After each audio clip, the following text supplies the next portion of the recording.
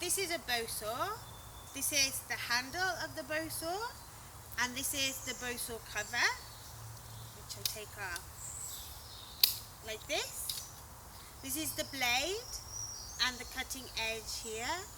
And when you finish with the bow saw, you put the cover back on like this.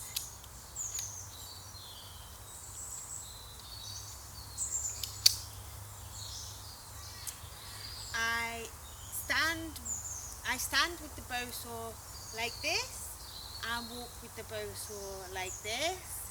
When I'm passing it, I pass it like this.